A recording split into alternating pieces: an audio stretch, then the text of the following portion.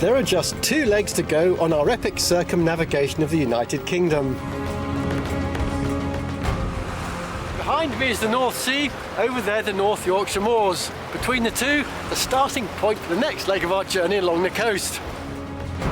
From here, we'll be travelling south, from the craggy grandeur of the Yorkshire coast, across the River Humber, along the Lincolnshire seaside, and on down to the marshy fenlands by the Wash. One of the things that characterises this stretch of coast is a taste for innovation. We'll be telling stories of pioneers, visionaries, and those with a talent for turning a fast buck. I'll be accompanied on my journey by our usual band of specialists. Neil Oliver looks at what made us want to be beside the seaside. Oh, I have to say, Victor, it's not saying luxury holiday to me. Alice Roberts conducts a 17th century chemistry experiment with stale urine. Yuck. While Miranda Krestofnikov goes bird tagging in the Wash, Mark Horton sails down the River Humber in a 4,000-year-old boat. And me, I get to investigate fish fingers in Grimsby. Together, we'll take you for a bracing trip along this windswept eastern seaboard. This is the story of coast.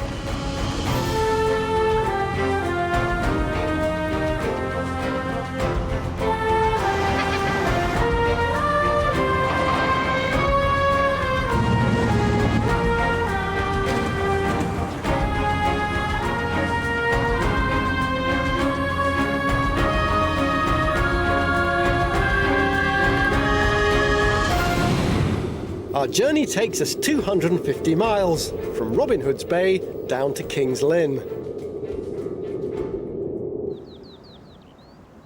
Our starting point is a tight-knit community on the Yorkshire coast, whose relative isolation made it a bit different from your usual fishing village. This is Robin Hood's Bay, a cascade of cottages and narrow lanes carved into a cliff. It's the prettiest kind of place to visit, but don't let its innocent facade fool you. For over 100 years, smuggling was the unofficial town trade.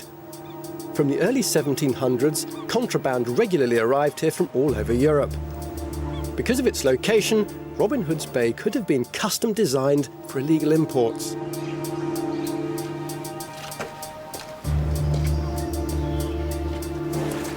It was one of the few safe havens on the east coast, a broad bay protected by massive headlands and backed by inaccessible moorland. And the cliffs made perfect lookouts for the smugglers. From here, they could signal to their accomplices out at sea, and at the same time, watch out for the revenue men. Smuggling was at its peak in the 1700s, when the government slapped hefty import duties on luxury goods like silk, tobacco and tea to pay for its almost constant wars with France. Local knowledge gave the smugglers access to a labyrinth of secret routes. Under cover of darkness, they could creep up the beach with their booty and disappear into this tunnel. They ventured into drainage tunnels like these at enormous risk. Smuggling carried the death sentence, but the rewards were worth the risks. Bringing in just a pound of tea would have netted a smuggler the equivalent of a week's wages. At one point, 80% of all the tea drunk in Britain was imported illegally. The smugglers turned this tunnel to their advantage. I'm looking for holes in the ceiling above my head. Look at this. They could creep up here. You could imagine them stuffing rum, tobacco up through here into the house above. Very ingenious.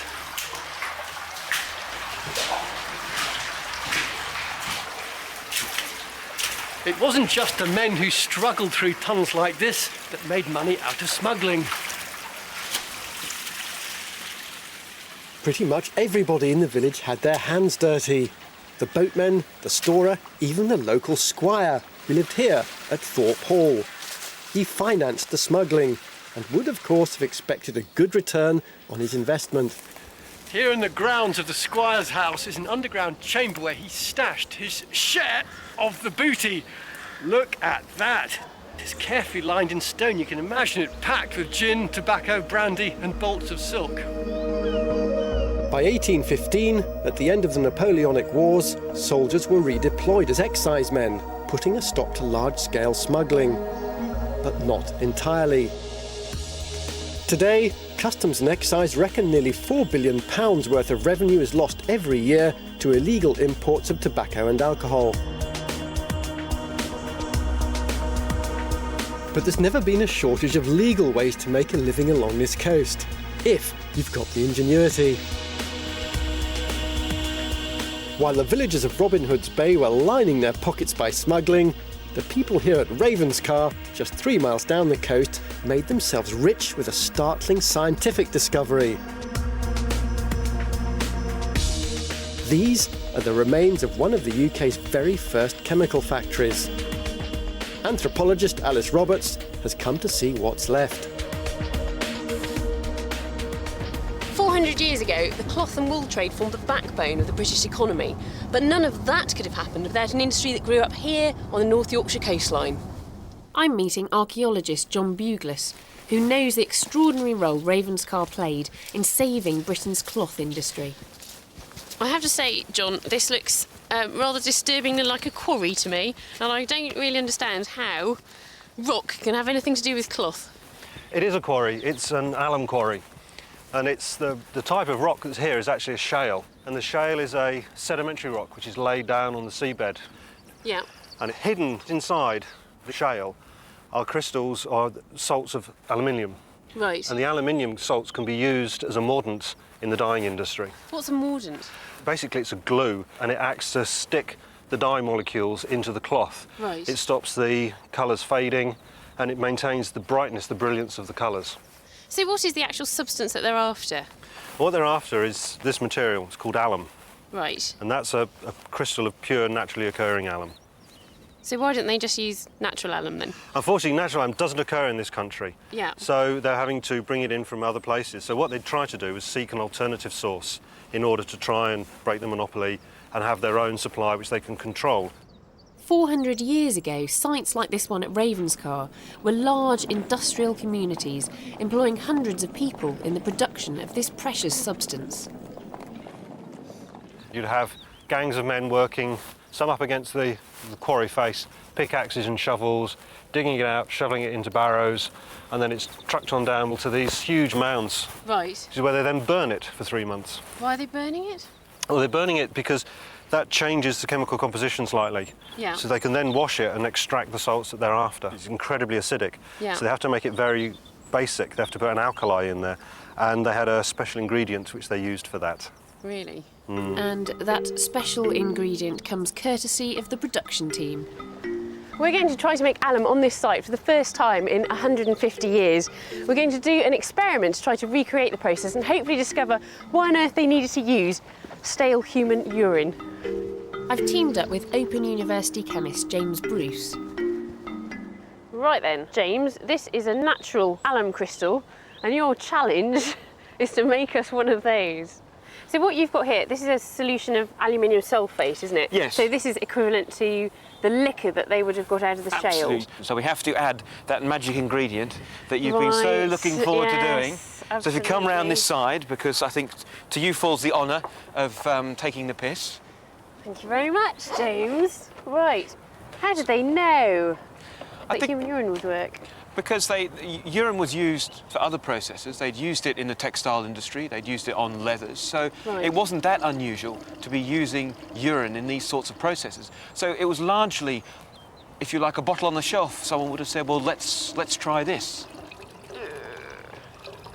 Yuck. You chemists are a weird lot. We simmered the disgusting solution for half an hour until something rather interesting started to happen. It's working. Look, it is actually precipitating. That is the alum coming out now. So that In cloudy this- stuff in there, that's That alum. white stuff that's making it go cloudy is the alum. Boil off the remaining liquid, and what remains is alum. And this is some of the crystals that we've been left with. Looks like snow. Yeah, so have a look at the magnifying glass. They're not obviously as big as the one that you showed me before, but No, but definitely size doesn't. crystals. Yeah, size Yeah. doesn't matter. We grew these quite quickly. That crystal would have been grown over a much longer period. Before we dye these pieces of cloth, one is treated with our alum solution, so hopefully it'll hold the dye better. The other piece of cloth is untreated. Right, it looks about done, so let's have a look and see what the result is. Right, as you can see, this one is much brighter. There's much more dye in this cloth than in this cloth. It quickly becomes obvious why alum was so important to the cloth industry. Bright, fast colours sold for much higher prices. We've made alum on a tiny scale, but the original alum works was massive, producing 600 tonnes of the stuff every year in this clifftop chemical factory. However, it was Ravenscar's proximity to the coast that was crucial to its success. To make the alum, tonnes of coal from Newcastle and gallons of urine from the slums of Hull and London arrived by sea. Clues on the beach show us how this happened. And what they have off to the side is they have these rutways, which are used to bring the carts in with the material in barrels ready to be loaded straight into the boats. Yeah. If you clear some of the weed out, you can see quite a nice neat channel. Oh yeah. So these are to stop the carts slipping around on the rocks then? Well, it's partly that, because it's bad enough trying to keep your footing as it is without a cart full of product that you need to sell. Where's the other one, over here? The other one's just, buried under the weed on this side as well, and they're running off down the beach. Yeah, running off like that. The ruts are going to guide the wheels of the cart in the right direction so you don't end off veering. It's like a train track then. It's a bit like a train, very much like a train track, yeah. And this is the dock itself. We're standing here. All these rocks will be cleared out every time so the boats didn't damage themselves.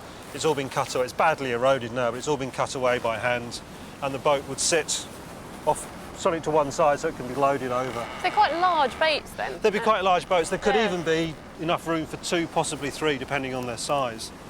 And how are they getting the alum down from the cliff top there? Well, that comes down. There's a nice diagonal line that runs all the way down the cliff. Yeah. They'd come down there and they'd bring them onto the beach, then up to the harbour here, this dock. Yeah. Do you know, if you hadn't pointed that out, I wouldn't have noticed that. I'd have walked straight by that and just thought, oh, another cliff. But once you pointed it out, you can actually... So that's an edge of a road, It's the edge of a road. You can see cobbles from the road surface sticking out from the line of the inclined roadway itself. The boats would be in the dock, and they sit there, bring the stuff up, load it over the side. Once the boat's full, tide comes in, get it high enough, they'd walk the boat back, turn them round, then off out to sea to go off to ship the alum to wherever it's required. Dyeing industry, possibly worldwide, certainly all across Britain and Northern Europe. Very valuable commodity. But the invention of synthetic dyes rang the death knell for alum factories. After 250 years, this ingenious industry, created by people making the most of scant resources around them, ended. Ravenscar finally closed in 1862.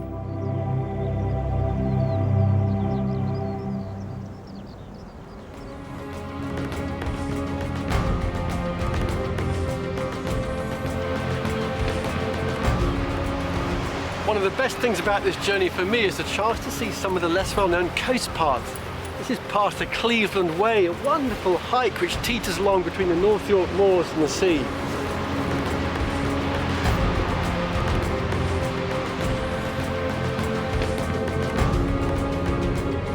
A few miles south, we temporarily leave behind the wild Yorkshire hills, and the shoreline changes completely. Welcome to Britain's first seaside resort, it says on the sign as you drive into Scarborough. For this is where the seaside holiday was invented way back in 1667.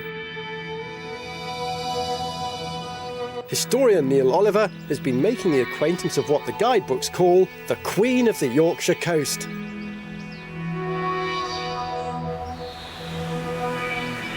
I remember coming on holiday to Scarborough with my mum and dad, and I can tell you, if it's innovations in holiday making you're after, this is the place. Victorian engineers transformed a remote fishing port into one of Europe's premier resorts.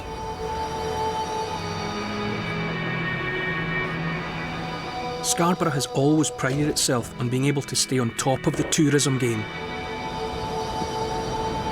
It had this, the world's first cliff tramway, opened in 1874, Europe's biggest hotel, the Grand, and, in the 19th century at least, the largest aquarium in the world. And it had this, the focal point of every visit to Scarborough. The spa opened in 1858 and its elegant sun court. Though that's not to say that the sun always shines. During its Victorian heyday, the spa's reputation grew as a place of entertainment and relaxation and was the most popular music venue outside of London. Simon Kenworthy is the leader of the Spa Orchestra and is something of an expert on the town's history. When was Scarborough's heyday?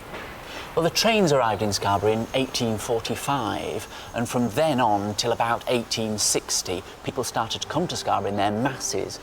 By 1860, when this wonderful building was built, the place would have been absolutely heaving with people, and people of a certain quality as well, because people would have to pay to come in, which set everybody slightly apart from the normal masses coming to Scarborough. And you'd have the aristocracy promenading about in front of the spa, listening to all the wonderful music, and Scarborough itself was just alive with people. It was an incredible tourist resort.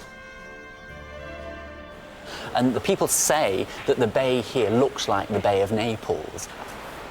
I think a lot of the architecture is to do with the lie of the land in Scarborough, because it's quite hilly, so we've got all these wonderful opportunities for terraces, for bridges, we've got the castle on the hill, and lots for people to enjoy. Was there a lot of snobbery during the heyday that, you know, we are Scarborough and we are the best? There is now. It carries on, this snobbery. A lot of the people who come to us, they're people who come specifically to Scarborough because it has this air of sort of quiet gentility about it, and it does make them feel really good about themselves because they're in this fantastic atmosphere. I'm loving it, I'm sold. Great. I'm going to see out my twilight years here as well. Excellent. Despite its snobbery, Scarborough's success as a seaside resort was actually based on an accidental discovery. The whole fortune of this town is based on this little bit of water coming out here, and people came to Scarborough after the water was discovered in 1620 by a local lady. She discovered it had some miraculous properties, and this is what's left of it. That's it? That's it. Dear doctor, what's that? It's just a little brown, smeary mess. That is the magic water of Scarborough. It's not really safe to drink these days, but you can have a go. Do you think not? Well... Oh no, I don't think so. And people were taking the waters into the 1950s for its medicinal properties. Instant dysentery, I would have thought. I would have thought so, yes. I wouldn't fancy it myself. I'm sure it's absolutely horrible. Well, it looks fairly horrible, doesn't it? Where there's muck, there's brass, right? Absolutely, yes. The water simply contained magnesium sulfate, as effective as Alka-Seltzer is today. Did they make much use of the beach itself? Initially, no, people just came for the waters, but this doctor called Richard Whitty in about 1660 wrote a treatise which went around the whole of the country, and in this treatise he started extolling the virtues of sea bathing, and he said in it that a naked plunge into the salty waters followed by a sweat in a warm bed was going to be a real good cure for gout. So all of a sudden people thought, aha, we can take the waters and also plunge into the sea and we'll be cured.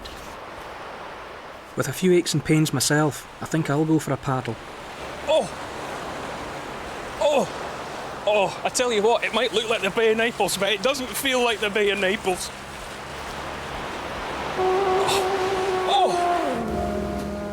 In the early 20th century, Scarborough was still anxious to bring in the high-spending upper classes, but with competition from newer, brasher resorts, it was time to rethink its image. And to do this, it had to think big. Scarborough turned to big game hunting for its next unmissable attraction. Africa had lions, India had tigers, Scarborough had the tunny, to you and me, the tuna fish. The sport of tunny fishing brought the gentry and the wealthy back to Scarborough. Fisherman Fred Normandale was just a small boy when their yachts and Rolls Royces pulled into town. Lovely. I had no idea that there were tuna fish in these waters. I thought it was like a tropical fish. The bluefin tuna lives in the Atlantic Ocean as much as anywhere, and it follows the herring and the mackerel. It goes all over Europe. Yeah. It was quite an amazing way of life. Look at this. I mean, look at the size of that. That line up there. The biggest one caught round here was 909 pounds, and part of the rules were they had to be caught from an open boat, a rowing boat. They could be attached to the rod and line, but they couldn't be attached to the boat. Imagine having a 900-pound fish on your rod. It must have been like a Nantucket sleigh ride when they used to harpoon a whale and get dragged along with it. Yeah. Fairly scary. You'd be in very real danger of getting pulled out of the boat. I would say that. And they weren't catching them to eat. It was literally sport fishing. It was big game fishing, just as you would hunt marlin or swordfish. And it didn't last long, you know. The first ones were caught in the early 30s, and I think the last one was caught in 54. They started to decline with the decline of herring. It was a special few years, wasn't it? Oh, it was exclusive, and it was exclusive just to Scarborough and Whitby. People came from all over Europe. They came in their yachts. They came in their private ships just to go tunny fishing at Scarborough. Amazing. Today, bluefin tuna are close to extinction worldwide. It's unlikely they'll be tunny fishing here again. It may be a bit old-fashioned and trying a little too hard to impress, but I like Scarborough. What really comes across is the pride people have in their town, and that's got to be a good thing.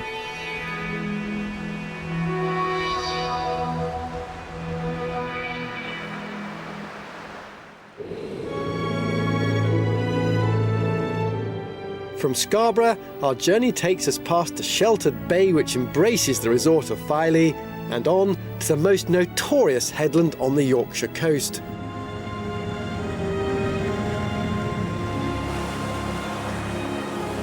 This is Flamborough Head, a lethal spike of land jutting 6 miles out into the North Sea. In the 17th century, 174 ships were wrecked here in just 36 years. This part of the coast still sees plenty of shipping action. 53 miles further south we come to Spurn Head, another strikingly remote spit of land. Located at the mouth of the River Humber's busy shipping lane, it's home to the country's only full-time residential lifeboat station.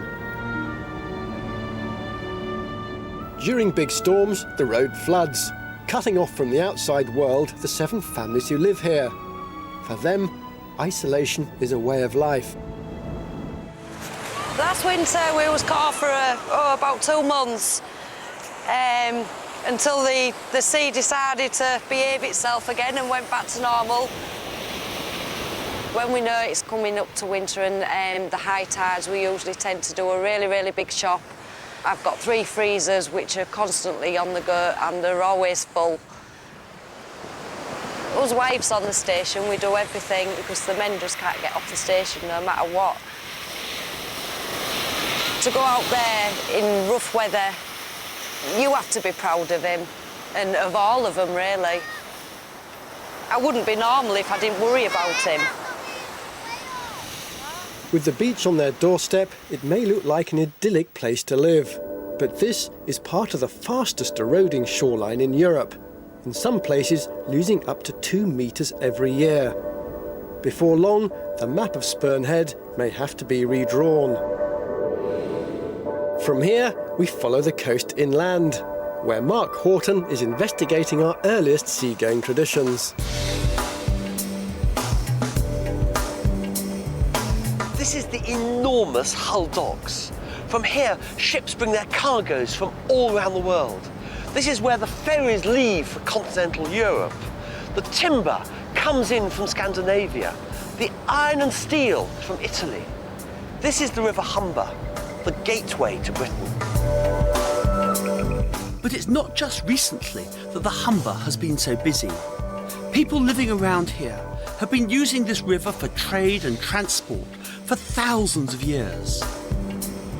I've come to meet Hull archaeologist Ben Geary to find out why the Humber estuary was our birthplace as a seafaring nation. I can see there's lots of harbour installations all the way around. Sure. So it's really important nowadays, but was it important in the past as well? Well, this is the thing. You may not think that Humber Mud will be an important archaeological resource, but it has. I mean, some of the most important, really, archaeological finds of the last 50 years or so have come out of the Humber Mud in the form of boat remains dating back about 3,500 years. Well, that's the early Bronze Age. Exactly, yes. And these boat remains, they're actually what we call sewn plank boats, and they're actually the earliest examples of that outside Egypt. 5 Bronze Age boats were exposed by the shifting mud of the estuary near the small village of Ferriby, just outside Hull. In 1963, amateur archaeologists waded knee-deep in the mud, racing to dig out the most complete find before the incoming tide washed it away. 40 years after this boat was removed, only now has the full significance of the find become apparent. New radiocarbon dates reveal the Ferriby boat to be 4,000 years old, the oldest seagoing boat ever found in Europe. Before the boat disintegrated, enough was learnt about its design for boat builders to make this half-size replica. So what did the archaeologists actually dig out of the mud? Well, it was effectively the 3 bottom planks. It was the only part that was found, and also this part of the side here, but this is key to deciphering the technology that was used to build the boat. I mean, it's been shaped. Exactly. What we're seeing is a transition, if you like, from a dugout canoe technology to this sewn plank construction. Where you have to, as it were, have individual planks, and because you don't have iron nails, you sew them together. Exactly, yes. As we paddle our way towards Ferriby, I want to find out why, of all the places along the banks of the Humber, so many ancient boats were found here. We think what we have here is a boatyard, a Bronze Age boatyard. We have evidence for the boats being dismantled. We have wood chips, so they seem to be actually, working on the boats. It's a boatyard. So they would have chosen this particular spot. I mean, you've got the whole of the Humber estuary. Why here? I mean, what you have to imagine in the Bronze Age is that the environment would have been very, very different. We'd have had extensive salt marsh communities around the river, and you'd have had wet woodland at the edges of the river. So in those circumstances, it's very important to find somewhere that is effectively dry, that is above and it's out of that wetness. So this lump of earth is the only bit of dry land around? That is exactly it. So as you're going up and down this muddy estuary, this is the ideal place to beach your boat and repair it? That's exactly it. 2 of Ben's colleagues have some other finds from nearby, which suggest the Ferriby boats weren't only sailing inland along rivers, but they were also capable of crossing the North Sea. What's this one? No, this is a very interesting example because this is a French axe. So this is trade? Exactly, yes. This is not originated in England. This has been brought over from the continent. The sort of axes that would have been traded in boats like the Ferriby boat? Quite possibly brought over in a boat, if not the Ferriby boat, then a boat very like the Ferriby boat, yeah. Isn't it extraordinary? I mean, presumably it's that new maritime technology that enabled the Bronze Age to happen, enabled societies to have metal. And it was the boat. Exactly, the boat is central to the developments at this time in this area, we think. It seems that Ferriby was once an international Bronze Age trading centre. So this whole area would have been a hive of activity. Yes, so we're talking about communities living up on the drylands, being able to connect themselves to other communities further along the river. And of course they had boats to go up and down the Humber. Boats on the river. To travel these long distances, it's thought that the Ferriby boats had sails. So, I mean, we've built a replica and we've actually shown that it's possible to do this. Well, that's just it. I mean, that's the important step from a few bits of wood in the mud to an object, a fantastic object like this that, could be having incredible impacts on society. And I don't think you can really overestimate the impact that it would have had. The Ferriby boats really are extraordinary. They were being used at the same time Stonehenge was being built. Proof of our earliest adventures as seafarers and traders with the outside world. Who would have thought that the Bronze Age, that they would have built this bridge 4,000 years later? It's an incredible sort of mix of old and new, isn't Yes, it? it is.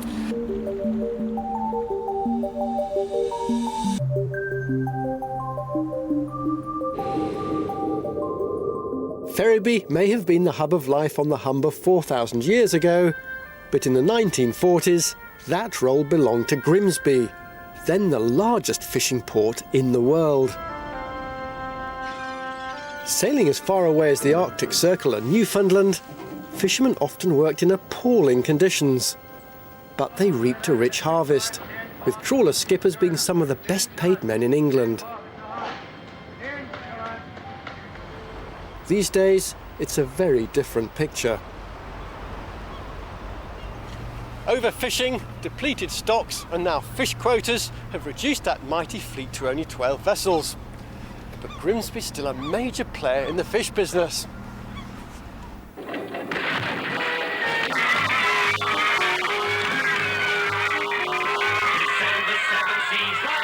Ahoy there, mates! Anyone partial to bird's eye fish fingers? Fish fingers first made their appearance in 1955 and were considered a luxury after wartime rationing. By the early 60s, they'd firmly established their seemingly unassailable position as the 6-year-old staple diet. So take a tip from Captain Birdseye. Give 'em bird's eye fish fingers. And Grimsby is Fish Finger Central, processing nearly 1 million tonnes of fish a year, although sadly none of it's caught locally anymore.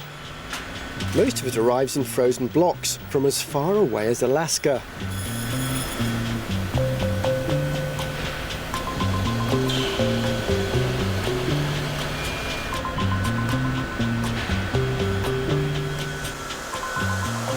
This processing plant, 3,000 fish fingers roll off the conveyor belt every minute. At full throttle, Grimsby can batter, breadcrumb and flash fry 10 million fish fingers in a week.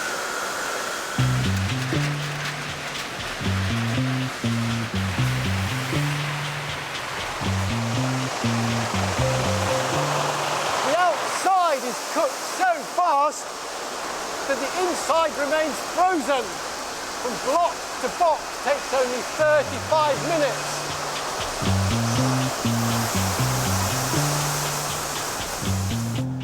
Today, cod stocks are diminishing worldwide, and so manufacturers are looking at new ideas and at more exotic fish. For added continental panache, Young's have even brought in a French chef, Serge Nolan. What have we got here? Okay, so we got the barramundi, which come from the Indian Ocean. 3 days old. Oh, that was sharp. Be careful, this is a very sharp teeth. He's got a big, ugly mouth, hasn't he, this guy? Yeah, you wouldn't want to get your arm stuck down there, would you, No, at all? no. And what about this guy here? Okay, so this one What's is that? It's a barracuda. Don't point that thing at me, it's got big teeth, hasn't it? I know, yeah, it's a very lively fish. Yeah. Barracuda, again from the Indian Ocean. And do you really think that the British are going to warm to barracuda and chips? Possibly, you never know. The challenge for Serge and his team is to devise a dish that'll sell as well as the trusty fish finger. Serge clearly has aspirations for haute cuisine, but I can't help wondering if there's really a place for these in the frozen section of the local supermarket. What's that fish wrapped around asparagus? So the filleted sea bass, some British asparagus and a little beurre blanc sauce, which is a reduction of shallots, white wine, butter and cream. Serge, these two dishes look absolutely delicious, but one uses scallops, the other uses asparagus, and neither are really mass-produced factory fodder for the tables of the British public, are they? They're specialised food. Have you created a dish which is economical and which can be mass-produced through a factory like this one here? Yes, we have. We are actually working at it at the moment, which is made with pollock. Serge has come up with, wait for it, that is the biggest fish finger I have ever seen, Serge. An old recipe with a new twist. What's inside here? Inside we got some mochi pea, which is the classic accompaniment with fish and chips. Yeah. Do you mind if I perform a small autopsy on it? No, not at all, not at all. So you've got a batter layer on top. Yeah. And that's the pollock there, is it? Yes, it is. Yeah. And then inside, there's the mushy peas. The mushy peas, yeah. Could I try a bit? Yes, you can. It looks very hot.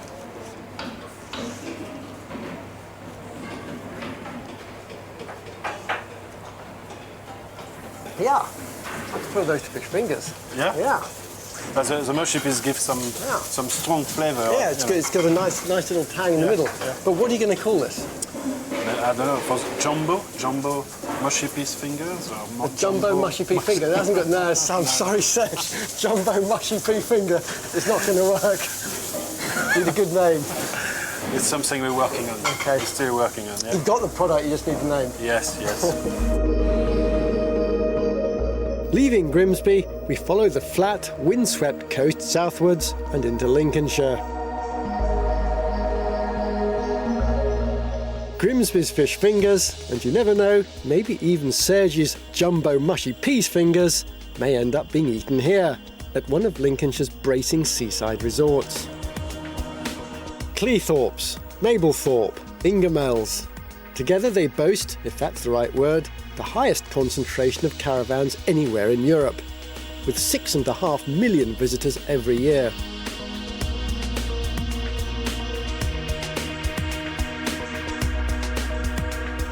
This coast's flair for ingenuity and innovation is nowhere more evident than here, in Skegness.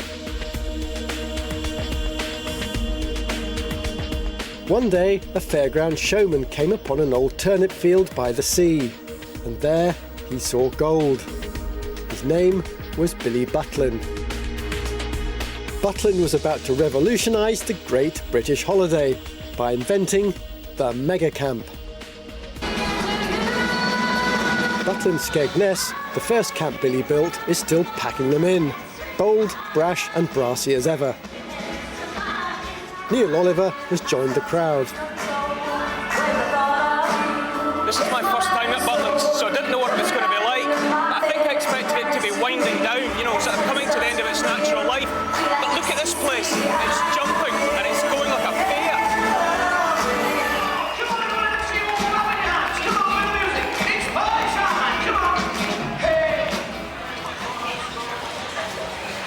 Billy Butlin opened this place in 1936. And it became the template for every holiday camp in the country. Even today, when you can get a cheap flight just about anywhere in the world, 4 million of us choose to come on holiday to some place like this every year. The name Butlins has been synonymous with the British seaside holiday for 70 years. But why did it all start here?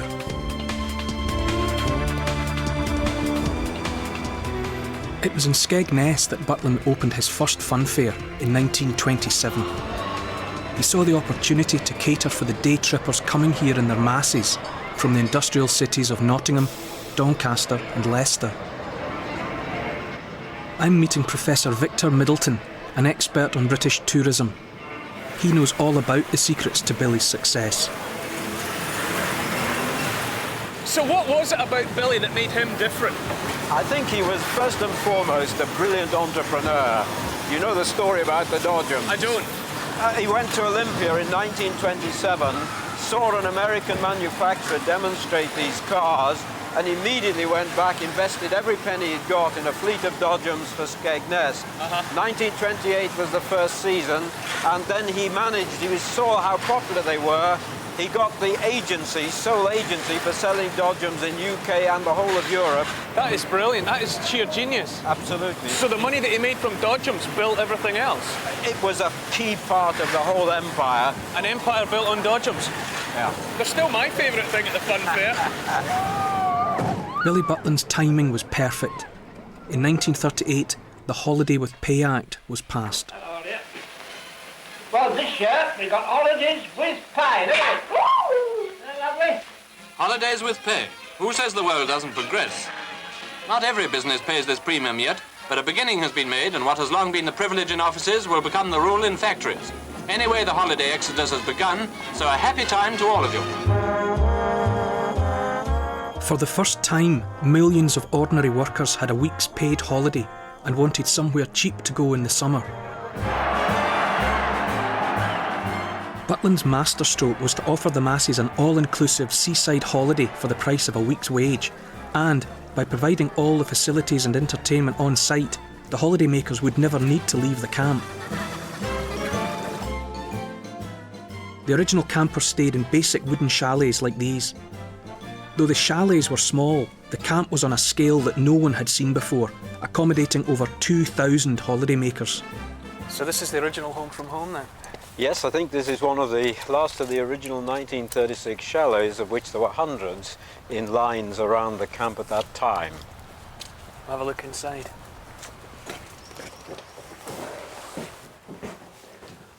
Oh, I have to say, Victor, it's not saying luxury holiday to me. No, well, I think to be fair, it is looking a little bit sad at the present time, listed building though it is. But it's got everything people needed. They had single beds, basic furniture, mirror, there'd be a single light bulb. We have to remember the sort of conditions that people lived in at that time. Their houses, the industrial smog, very small houses, overcrowded. This would have seemed like a holiday heaven, particularly to people perhaps coming for their first ever holiday. And so you'd have a whole family in here? Yes, but then they were used to doing that. In boarding houses, you would have had rooms with 5 or 6 people in. It's the way people took holidays at that time. Amazing.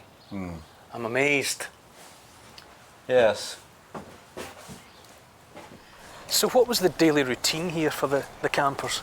Well, right from the beginning, breakfast, of course, would have been arranged in a fairly regimented way. This was the mass catering. Hello. Then there would have been a series of activities, all announced over a tannoy system. The remainder of your afternoon programme is exactly as printed. So go out and enjoy yourselves, have a good time, and then we see you later then. This is George saying bye-bye. So if people wanted it, virtually every hour would have been taken up with the holiday arrangements which were provided. And that, of course, was completely unusual and a new part of the Butlin plan. But the campers' fun came to an abrupt halt with the start of the Second World War in 1939. Not one to miss a trick, the ever-resourceful Butlin hired out the site to the military, and Butlin's Skegness became a naval camp. When the war ended, the troops were replaced almost immediately by an army of holidaymakers in even bigger numbers, eager to let their hair down after wartime austerity. As a result, more and more holiday camps opened.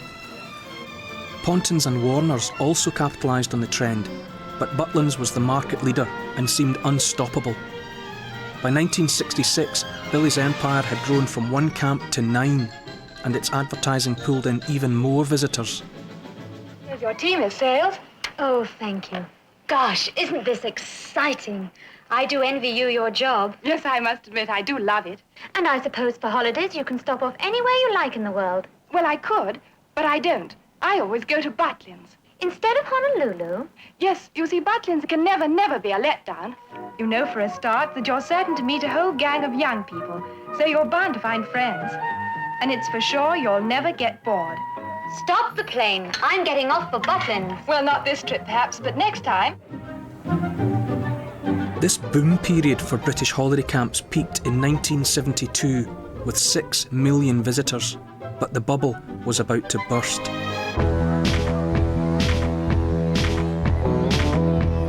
By the late 1970s, package holidays to the Med took their toll on the old-fashioned camps. After 40 years of unrivalled success, Butlin's needed to reinvent itself if it was going to survive.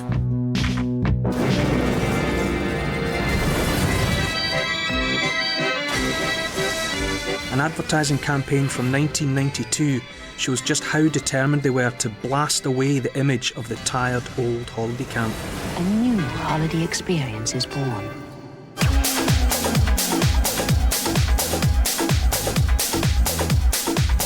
The regimented keep fit classes and pre-planned sing-alongs have all gone, and the chalets have been replaced by apartments like this. The reinvention seems to be working. Over 1 million visitors came to Butlin's last year. It's their 70th anniversary next year, but I wonder if it will all still be here in another 70 years. I think some of it will be much the same, in the sense that the beaches will still be here, give or take what global warming does. The resorts will still be here, because I see no reason why people will not want to spend leisure time in attractive environments. And the type of accommodation will change, the type of meals will change, the type of entertainment will change, and possibly another brilliant entrepreneur will come along with a totally different idea and will change the mould again. Do you think it can change the weather? No, I think that would be a very tall order. I wouldn't guarantee that. Butlins is a survivor. Despite all the competition, it's hung on, changing with the times. But perhaps what it says more than anything is that people will always want to be beside the seaside, even if it is cold, wet and windy.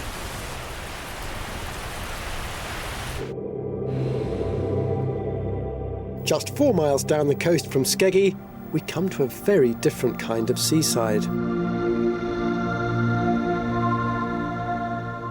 From here on, it becomes impossible to define where the land ends and where the sea begins.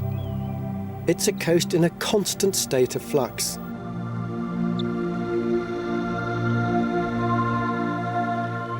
This is the salt marsh of the Wash, one of Britain's last great wildernesses, with 500,000 migrating birds passing through every year. Artist and conservationist Sir Peter Scott was one of the first to recognise its importance. In 1933, Scott came to live at this lighthouse on the banks of the River Nene, where it enters the Wash.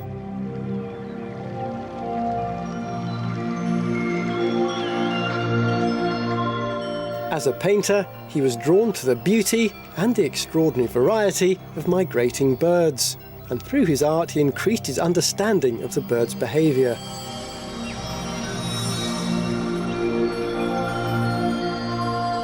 But Scott's interest in wildfowl wasn't just in painting them, it was also in shooting them. I'd never really thought seriously about the conflict of emotion or interest in killing and in enjoying the birds alive. It was a natural thing, almost a noble thing, to be trying to outwit them.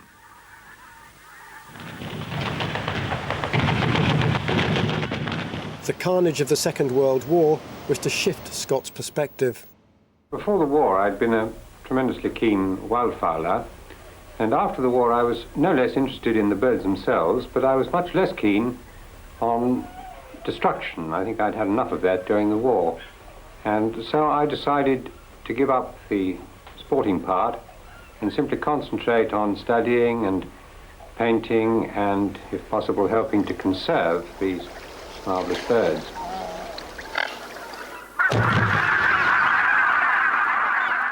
One of the innovative conservation methods he introduced was a ringing program using cannon nets to capture the birds and tag them.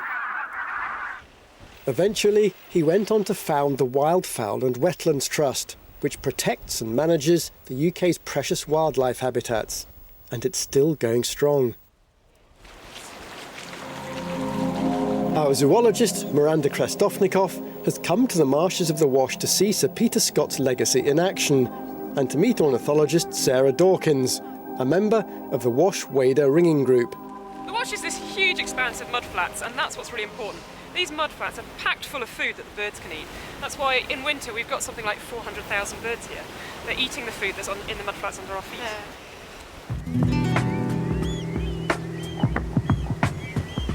Estuary mud is so full of food that it attracts huge flocks of wading birds.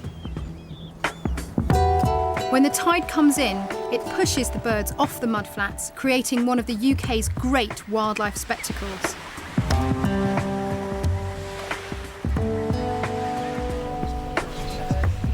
But Sarah hasn't come just to look at the birds. Her group comes here every month to catch and ring them. And it's only at high tide, when the birds are concentrated in one place at the top of the beach, that they stand any chance of doing this. The plan is to fire a cannon net, adapted from the one invented by Sir Peter Scott, over the group of birds. It's a tricky operation, and hidden behind the sea wall, we all wait anxiously for the net to be fired.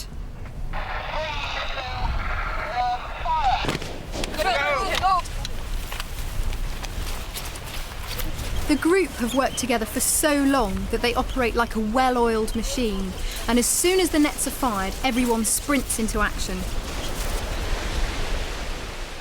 The nets have got to be lifted away from the approaching tide and then covered. So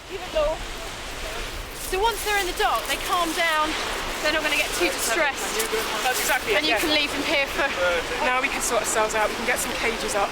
Yeah. And then we can think about actually calm trying down to get... a bit, it's a really dramatic moment, wasn't it?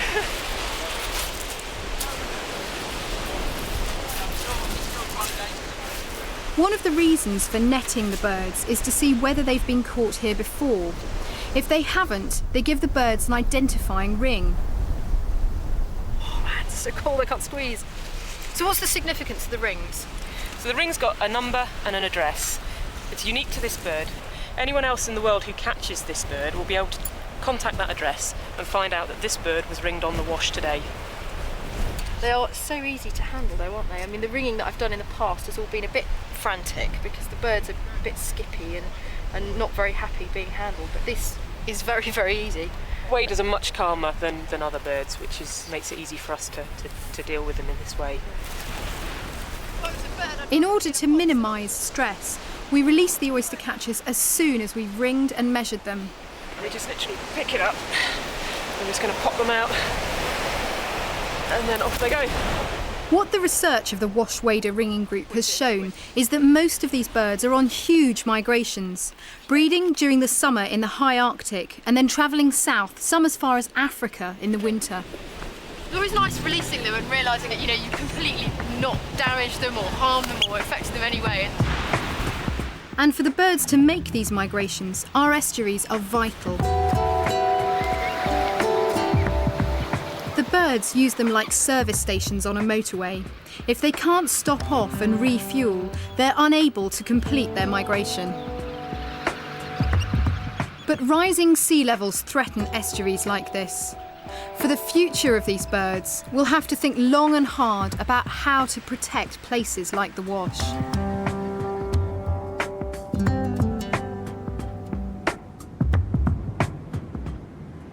The quicksands and the quagmires of the Wash's fickle landscape are also the stuff of legend. This is the mud that 800 years ago swallowed the treasure of Bad King John. It's autumn 1216 and King John is engaged in the final days of a bitter struggle against rebel barons. He's lost London and he's trying to mount a last desperate strike against the rebel heartland in East Anglia. Effectively homeless, he's carrying everything with him, including the crown jewels. The king took the longer but safer inland route around the Wash, but sent his slow-moving baggage train, together with the precious jewels, on the more dangerous direct route across the marshes. Navigation on the Wash would have been extremely difficult. There are no notable features, and water in creeks like these rises quickly with the tide. The story goes that they mistimed their crossing and were caught by the incoming tide. Contemporary chronicler Ralph of Cogswell wrote that many members of John's household were submerged into the sea and sucked into the quicksand. The treasure went down with them. But despite the efforts of hopeful treasure hunters down the centuries, King John's crown jewels have never been found. The mudflats that consumed the treasure stretched about 4 miles across the Wash, but all that has now become firm, fertile land. Welcome to the Fens. Over the last 800 years, human intervention and invention have altered the line of the coast and completely changed the face of this landscape. At the time of King John, the Fens stretched 40 miles along this coast and 20 miles inland. But not any longer. Maisie Taylor, a local archaeologist, knows what brought about this dramatic change in the Fens. I just can't begin to imagine what the Fens must have looked like 400 or 500 years ago. What would they have looked like, and how big were they, and how difficult would it have been to travel? They were vast, absolutely vast, and it was wonderful for the people who lived here and exploited it. But for outsiders, it was a sort of evil, godforsaken place. What makes a fen so fertile? To some extent, it's the sort of silts and sediments that wash in, but mostly it's a sort of compost heap. It's just leaves and stems and soft parts of plants. It has been said that the fens are, in fact, a giant growback.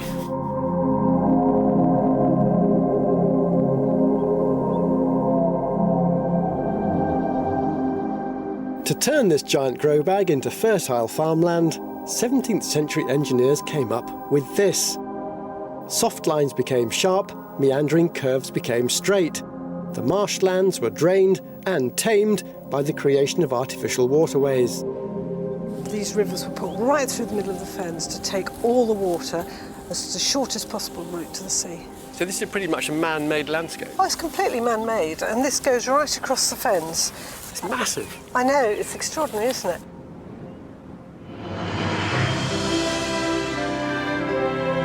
Reclamation from the sea continued until the 1970s and created over 1,500 square miles of farmland, an area 1/5 the size of Wales.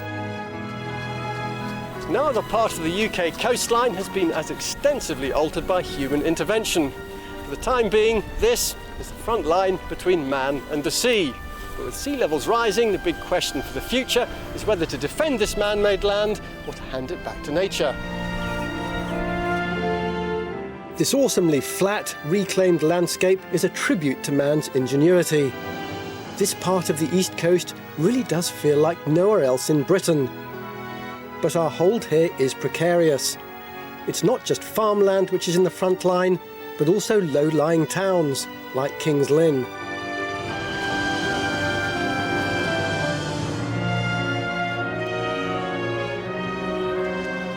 From here, it's only 270 miles to the White Cliffs of Dover and the end of this epic circumnavigation. And if the rest of the journey is anything to go by, this final leg is going to be full of surprises.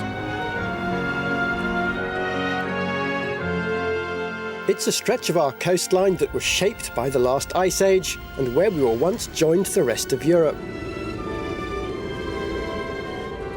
Now, the sea is reclaiming these shores, and for one man, it's a daily struggle to hold on to his home.